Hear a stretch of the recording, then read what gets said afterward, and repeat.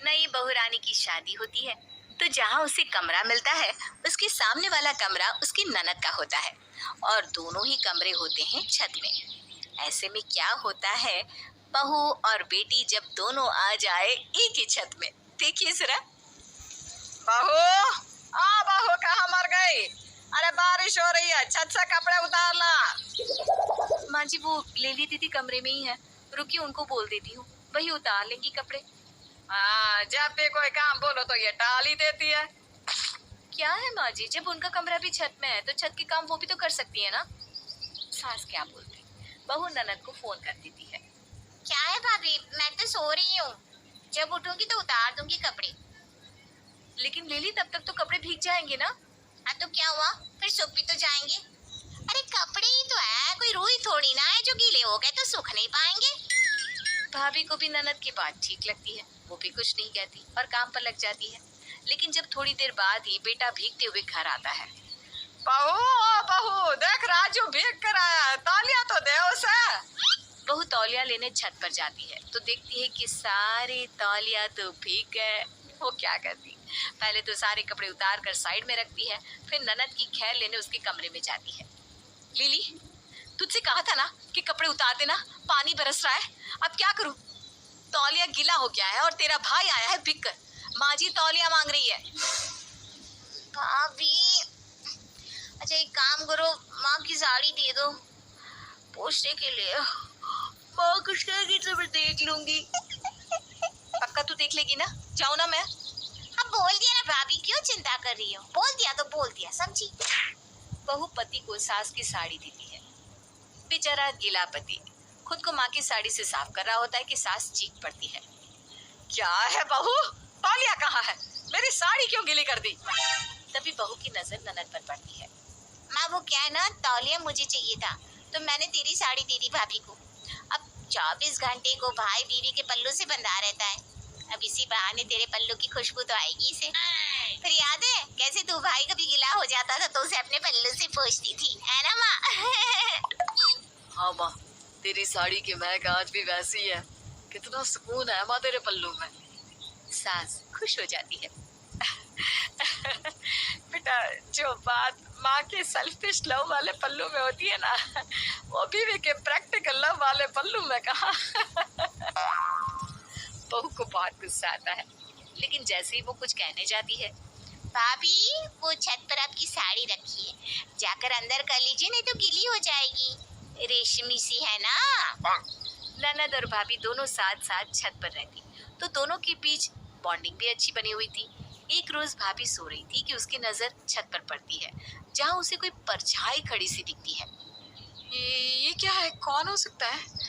Lily कमरे में अकेली है, कोई उसे परेशान न करे। एक काम करती हूँ, डंडा लेकर धीरे से दरवाजा खोलती हूँ। वो जैसे ही धीरे से दरवाजा खोलती है और परछाई पर जोर से वार कर देती है कि एक आदमी जोर से चिल्लाता है और जमीन पर गिर जाता है। सामने खड़ी होती है लिली। लिली, तू यहाँ, ये आदमी, तुझे कुछ हुआ तो नहीं ना? ये क्या करती है भाभी, ये मेरा बॉयफ्रेंड है, मिलने आया था, हम खड़े होकर बात कर रहे थे और आपने इसके सर पर डंडा मार दिया। हाय रे, सॉरी, पता नहीं था मुझे। और अब ये इतनी तेज चिल्ला रहा है कि घर वाले आती होंगे ऊपर, अब क्या करें? तभी सीढ़ियों से किसी के ऊपर आने की आवाज आती है। जल्दी से बहू लड़की के ऊपर चादर डालकर बैठ जाती है। भाभी ये क्या कर रही हो, मर जाएगा आपकी भार से वो।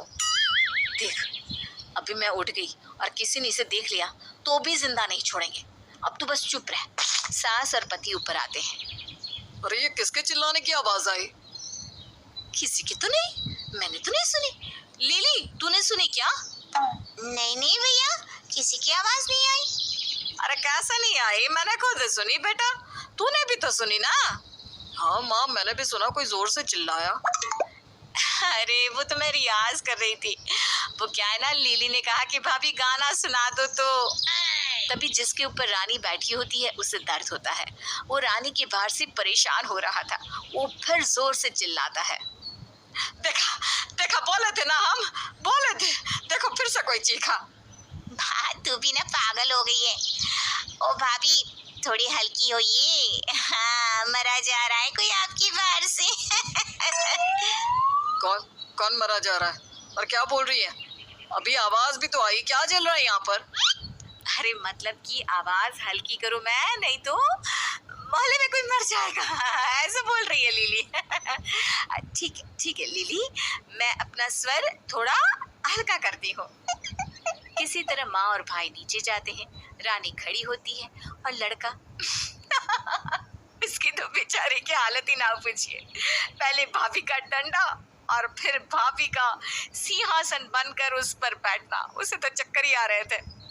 रोहित, रोहित तुम ठीक तो हो ना? रोहित फिर से जमीन पर गिर जाता है। मुझे क्या पता था कि आज तुम्हारे घर से इतना मार खाने को मिलेगा। अरे रोहित जी, ये तो ससुराल का प्रसाद है, ऐसे थोड़ी ना मिल जाएगी मेरी ननद। वैसे तुम यहाँ आए कैसे? भाभी छत से कूद कर आया है। रानी लिली किसी तरह बच जाते हैं, लेकिन फिर एक रोज ये देखो, मैं तुम्हारे लिए क्या लाया हूँ। ये मस्त वन पीस ड्रेस, जरा पहन कर तो दिखाओ। पागल हो क्या? माँ जी क्या कहेंगी? नहीं, अरे माँ को नहीं, मुझे दिखाना है। हाँ लेकिन माँ जी। अरे अपने कमरे के अंदर पहनना है। कमरे में ही पहनना है तो मैं नहीं ले रही। अरे कहीं तो लेकर जाओ। अच्छा, कमरे के बाहर छत में घुमा दूंगा बस। बीवी मान जाती है और वन पीस ड्रेस पहनकर तैयार हो जाती है। पति के साथ वो छत पर घूम ही रही होती है कि आय हाय क्या बात है, क्या ड्रेस है, मस्त मस्त। रानी डर जाती है। डर के मारे रानी परेशान हो जाती है और वो कमरे की तरफ भाग रही होती है कि अरे रिलैक्स भाभी, कोई बात नहीं, पहनो पहनो, मैं माँ को कुछ नहीं बताऊंगी। रानी रिलैक्स होकर पति की ओर देखती है। बस मेरी एक शर्त है, ये ड्रेस अब कल मैं पहनूंगी। मेरी कॉलेज की पार्टी में। रानी को गुस्सा आ जाता है, लेकिन क्या करती? छत में दोनों का कमरा होने के कारण ननद भी छत पर ही रहती है, तो रानी के सारे सीक्रेट्स ननद के पास होते हैं। वो सास को ना बताए इसके लिए वो ड्रेस ननद को दे देती है, लेकिन फिर रात क्या है, छत का पोर्शन मुझे ही देना चाहिए था पूरा। अब अच्छा लगता है क्या कि पति पत्नी की कोई प्राइवेसी ना हो? क्या करेगा, उसे शुरू से ही छत का कमरा मिला है, अब थोड़ी ना बोल सकता है कि खाली कर दो। चलो कोई बात नहीं, वैसे भी सपोर्ट भी तो अच्छा करती है वो। लेकिन फिर एक दिन भाभी आपके लिए एक खबर है, वो क्या है ना, नीचे के कमरे में पेंटिंग का काम होने वाला है, तो माँ कुछ दिनों के लिए मेरे कमरे में रहेंगी। आपके साथ छत वाले कमरे में। हाय रे रानी की किस्मत, छत जो अभी तक ननद के साथ शेयर करना पड़ रहा था वो अब सास के साथ भी शेयर करना पड़ेगा।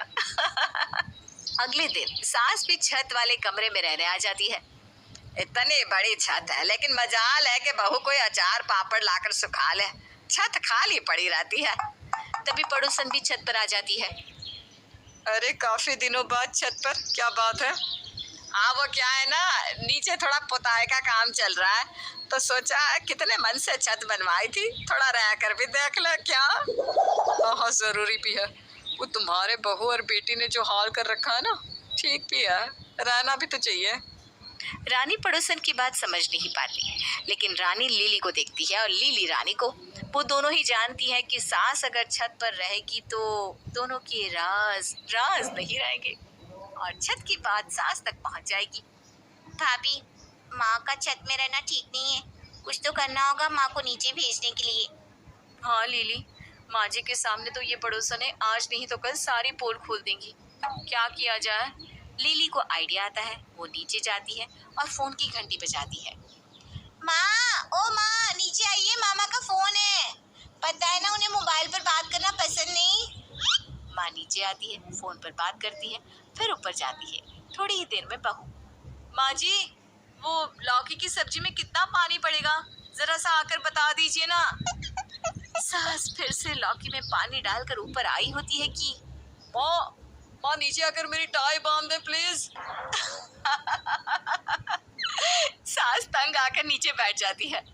मैं नहीं जा रही ऊपर, अरे थोड़ी देर सोना ही तो है, मैं नहीं जाऊंगी ऊपर, मैं नीचे ही ठीक हूँ। तो देखा, बहू और बेटी का छत पर साथ रहना कितना रंगारंग है।